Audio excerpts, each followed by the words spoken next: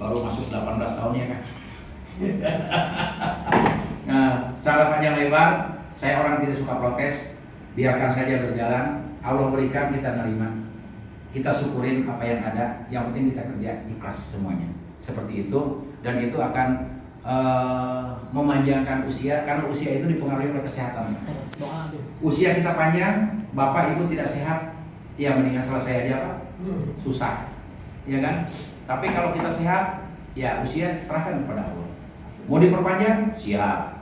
Mau selesai, haknya beliau. Kita nggak boleh protes, ya. Kira-kira seperti itu kalau sifat saya. Makanya izinkan saya sebagai Kepala Badan Narkotika Nasional Kabupaten Kuningan ini pada hari ini untuk menyampaikan capaian kinerja BNK Kuningan selama 1 tahun terakhir 2022. Kemudian juga mungkin selain daripada yang saya sampaikan tadi, saya juga mohon maaf mungkin kepada media apabila selama tahun 2022 itu mungkin ada hal-hal yang kurang pas, kurang berkenan atau apapun juga, mohon kiranya dimaafkan karena saya juga manusia biasa yang tidak terlepas dari segala salah dan hilaf yang saya lakukan. Tapi insya Allah di 2023 kita lakukan sinergitas yang mungkin akan lebih meningkat dari sekarang. Kata kuncinya, ayo kita saling menegur sapa, tapi hal yang positif. Jangan menegur sapa memaki-maki, itu nggak ada untungnya. Ya, kita saling mengingatkan. Semoga apa yang kita lakukan itu menjadi suatu hal yang terbaik, hal tertentu yang bisa kita lakukan. Amin. Dan ayo dengan media kita kumandangkan war on drug, ya.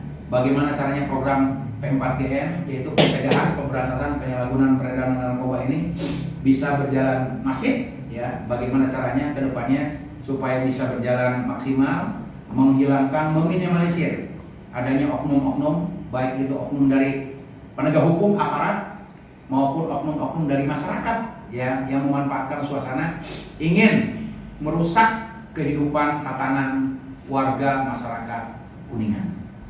Ya, kalau bukan kita siapa lagi? Kalau bukan sekarang kapan lagi? Kira-kira itu suatu moto yang perlu kita pegang bersama. Baik Bapak, Ibu dan hadirin yang kami hormati, di lingkungan Badan Narkotika Nasional seperti tadi saya sampaikan, kita dibagi dalam 3 seksi, ya, yaitu ada pencegahan dan pemberdayaan masyarakat, rehabilitasi, dan terakhir pemberantasan terhadap narkotika. Di mana untuk seksi pemberantasan sendiri ini dengan adanya laporan masyarakat pada tahun 2022, alhamdulillah ya, kita telah berhasil mengungkap 1 jaringan, ya, dengan 2 kasus kejahatan peredaran narkotika di wilayah Kuningan, di mana pada seksi pemberantasan ini kebetulan dipimpin langsung oleh Kasih Pemberantasan saya, yaitu Bapak Ade Muhammad Riyadi, ya, sebelah kiri, dan kebetulan beliau ini adik ipar dari teman saya, ya, Bapak Brigjen Pol Aan Suhanan yang sekarang sebagai Kepala Biro Penegakan Hukum Direktorat Lalu Lintas Polri, ya. Bapak Aan dan Kang Ade diberikan penugasan ini di tahun 2022 beserta seluruh pasukannya dari seksi pemberantasan, ada yang dari ASN maupun ada yang dari Polri, ya. Kita telah membuktikan bahwa menyita barang bukti dengan jumlah total selama setahun itu 29,24 gram, ya, pada TKP dan waktu yang berbeda, ya. Itu untuk TKP untuk kejadian, di mana kejadian ini terbagi dalam 2 TKP atau tempat kejadian perkara. TKP 1 atau tempat kejadian perkara 1 tanggal 21 Januari 2022 pada pukul 11.30 waktu Indonesia Barat, LKN-nya 0005, ya, di Kabupaten Kuningan, tempatnya di Dusun Pahing, RT 005 RW 002, Desa Ciherang, Kecamatan Kadugede, Kabupaten Kuningan. Pelaku atas nama Nana Burhana alias Huma bin Rasdi dengan barang bukti narkotika golongan 1 jenis sabu, bruto 2,27 gram, vonis hukuman penjara 4 tahun, berada di lapas Kuningan. Ya, ini pertamanya awalnya pada pada awal 21 Januari ini. Ini didapat berdasarkan hasil daripada penyidikan bahwa barang bukti narkotika tersebut dibeli dari pelaku atas nama yang tertera dalam TKP kedua yang akan saya sebutkan ini. Ya. TKP kedua tanggal 1 Juni 2022 sekitar pukul 11 LKN 0028 itu di Kabupaten Kuningan, bertempat di Jalan Sendana Raya nomor 42 Desa Sampiran, Kecamatan Talun, Kabupaten Cirebon. Pelaku bernama atas nama Taufik Hidayat alias Yayat Togok bin Rustam Effendi almarhum. Ini barang bukti narkotika golongan 1 jenis sabu dengan bruto 26,47 gram dengan vonis hukuman penjara 5 tahun di Lapas Kuningan. Ya, ini satu kali penangkapan tapi 2 LKN. Kenapa? Karena dia terkait dengan TKP 1. Di TKP 1 dia adalah DPO. Maka dia harus mempertanggungjawabkan terhadap kasus yang di TKP 1. Ya, ini menarik, Pak. Ini kalau untuk media sangat menarik sekali. Di TKP 1. Jadi, kaitan dengan TKP 2 dengan TKP 1, maka untuk vonis hakimnya pun ada 2 kali. Ya, ada 2 kali. Vonis hakim di TKP 1 karena dia terikat kejadian yang penangkapan yang pertama dengan tersangka yang ditangkap di bulan Januari, dia harus mempertanggungjawabkan hukumannya vonis 5 tahun. Nah, kemudian dengan barang bukti yang kedua yang didapat di Cirebon itu menjadi TKP 2. Ya, maka dia mendapatkan hukuman vonis 5 tahun. Jadi jumlah total yang bersangkutan 5 tambah 5 10 tahun. Luar biasa. Ya, menarik kan kasusnya. Nah, ada lagi nanti akan dibacakan sama mungkin di terakhir akan ditayangkan juga, akan disampaikan di sini bahwa kaitan dengan 10 tahun vonis di sini ada namanya catatan vonis hakim. Ini dari Pengadilan Negeri Kuningan, ya. Jadi ada denda terhadap TKP 1 itu 1 miliar material harus dibayar. TKP 2 1 miliar. Apabila yang bersangkutan tidak dapat membayar, maka diganti dengan kurungan badan 4 bulan. Ya udah polisnya begitu, mau dibilang apa? Ya, kurungan badan 2 miliar sama 4 bulan. 2 miliar dari 4 bulan kali 2, 8 bulan. Jadi jumlahnya 10 tahun 8 bulan. Nah, mau bayar 1 miliar atau bayar 4 bulan? 4 bulan. Mundur mana kayak? Pilihan. Mau berat. Di penjara 4 bulan memang daek. Berat hotel Prodeo. Iya kan? Pengantin anyar ka saputing ge hayang nambah gitu. 4 bulan di penjara nggak untung. Ya. Nah, inilah yang terkait menjadi hukuman 10 bulan, 10 tahun, 8 bulan. Daerah sebarannya seperti yang kita sampaikan dalam hari anti narkotika di depan Bupati bahwa sebarannya karena dia posisi di Ciherang TKP-nya, ya maksudnya TKP penjualannya, sebarannya itu Selajambe sampai dengan Subang.